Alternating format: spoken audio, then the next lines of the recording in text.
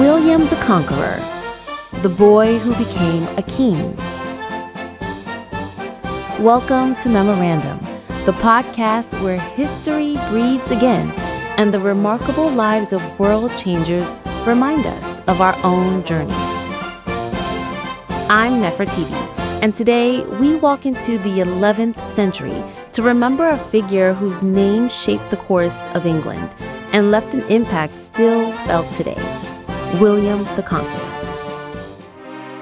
He was more than a king. He was a child born into challenges, a determined young man, and eventually a ruler whose choices transformed a nation. His story is not only about conquests, it is about resilience, ambition, and the courage to step into the unknown. Let us begin with the early days of William's life because every great leader starts somewhere ordinary before history remembers them as extraordinary. William's life was never one of comfort. He entered the world around the year 1028 in Falaise, Normandy. His father, Robert I, Duke of Normandy, acknowledged him as heir. Yet, William's mother, Helena, was not a duchess, but the daughter of a tanner. For nobles who prized bloodlines, this gave them reason to question his legitimacy. Can you imagine being born into privilege on one side and doubt on the other? To walk through life carrying both destiny and stigma at the same time? That was William's childhood. His father loved him, though.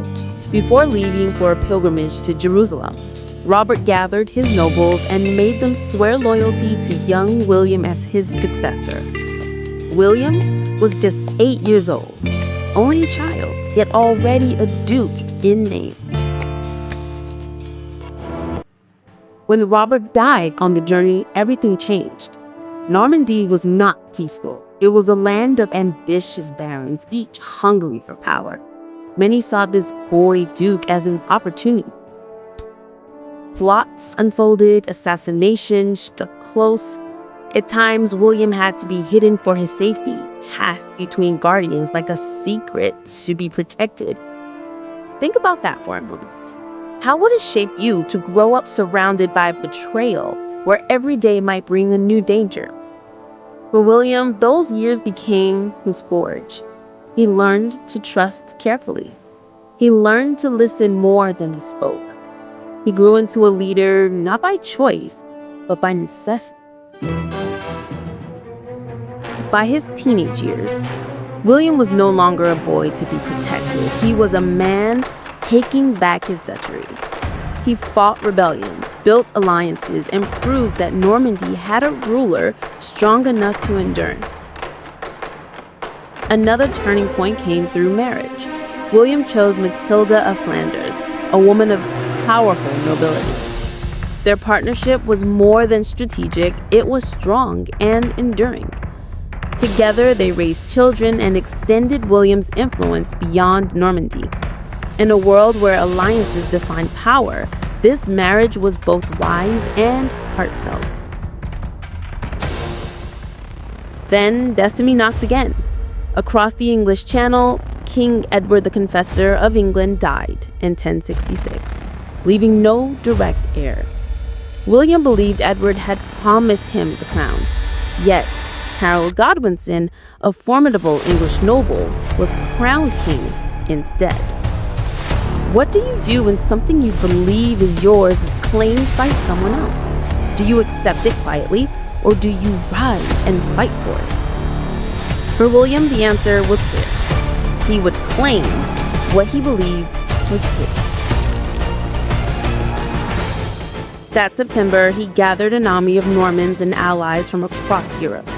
Hundreds of ships were built, sails filled with wind, and the Channel was crossed. The invasion of England had begun.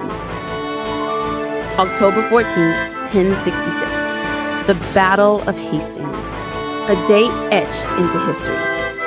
Harold's forces held the high ground on Senlac Hill, forming the Wall of Shields.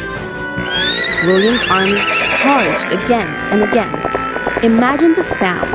The clash of steel, the thunder of hooves, the cries of men fighting for destiny. Hours passed. Then, a moment of legend. Harold was struck down. Some say by an arrow to the eye, others by his sword in the chaos.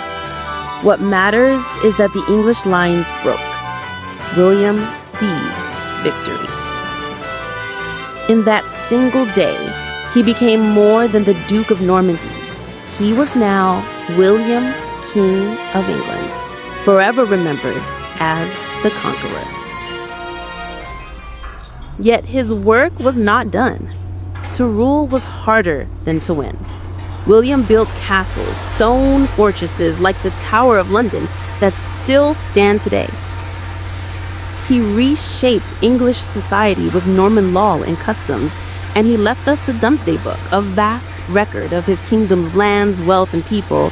It was not just an account, it was proof of his control, his vision, his need to bring order to a conquered land. What do we see in these choices? A leader who understood the power of structure, a man who turned uncertainty into stability. William was not simply a conqueror of land, he was a builder of legacies.